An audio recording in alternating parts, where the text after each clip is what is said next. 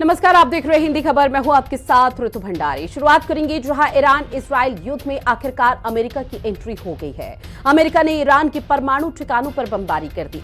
इस हमले की जानकारी खुद अमेरिका के राष्ट्रपति डोनाल्ड ट्रंप की तरफ से दी गई। डोनाल्ड ट्रंप ने सोशल मीडिया पर एक पोस्ट में कहा कि हमने ईरान के 3 परमाणु स्थलों पर अपना सफल हमला पूरा कर लिया है।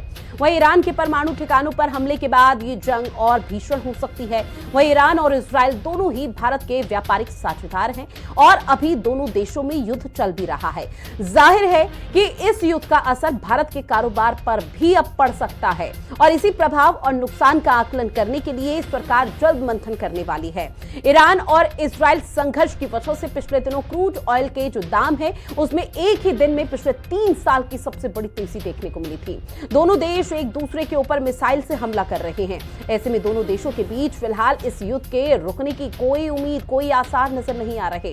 तेल की बढ़ती कीमतों ने भारत समेत दुनिया भर के लिए संकट पैदा कर दिया है। तेल की बढ़ती कीमत के कारण ये संकट किस तरह से गहरा रहा है वो लगातार पूरा विश्व देख रहा है।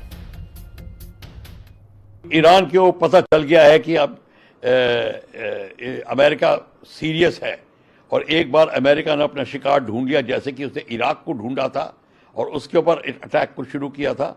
अब चाहे शिकारी जो शिकार की गलती हो या ना हो, शिकारी शिकार करेगा और यह शिकारी ट्रंप ने अपना काम शुरू कर दिया है, जैसे कि आपने इराक की 2 लड़ाइयों में देखा था। अब ये लड़ाई कहाँ रुकती है वो दूसरी बात है। फिलहाल अटैक करके और डिस्ट्रॉय करके मेरे ख्याल से इतना डिस्ट्रॉय हो गया होगा कि अब वो ठीक होने में बहुत समय लगाएगा। जिस तरह से सीधे इस पूरे युद्ध में उतर गया है वो जाहिर है कि एक मेजर एस्केलेशन है और ये एक बड़ी मिलिट्री कार्रवाई अमेरिका ने की है और मेरे असेसमेंट के मुताबिक ईरान इसे ज़रूर रिस्पॉन्ड करेगा। लेकिन जो ईरान को जाहिर है कि इस इजरायली और अमेरिकन एक्शन से एक बहुत ही बड़ा डिवास्टेटिंग ब्लो उसे झेलना पड़ा है, एक उसे विनाशकारी क्षति उठानी पड़ी है और ईरान के जो डीप अंडरग्राउंड जो न्यूक्लियर फैसिलिटीज़ हैं वो इस हमले में बड़े तरीके से उसको क्षति पहुंची है, स्पष्ट है। वहीं ईरान और इजरायल युद्ध का भारत पर असर कैसे पड़ेगा वो ग्राफिक्स के माध्यम से आप समझिए। दरअसल तेल की कीमतों में तेजी से वृद्धि होनी है जब ये युद्ध और चरम सीमा पर पहुंच जाएगा। भारत की आर्थिक वृद्धि पर नकारात्मक असर पड़ेगा। पश्चिम एशिया में बसे भारतीयों की सुरक्षा पर भी असर पड़ेगा। भारत के विदेश संबंध तनावपूर्ण इस दौरान हो सकते हैं। साथ ही व्यापार और सप्लाई चेन में बाधाएं भी आएंगी। वहीं ऊर्जा सुरक्षा चुनौतीपूर्ण हो जाएगी। अंतर्राष्ट्रीय बाजार में अस्थिरता बहुत तेजी के साथ बढ़ जाएगी। साथ ही जो असर है वो कुछ इस तरह से भी देखने को मिलेगा जब भारत को कूटनीतिक संतुलन बनाना बहुत मुश्किल हो जाएगा।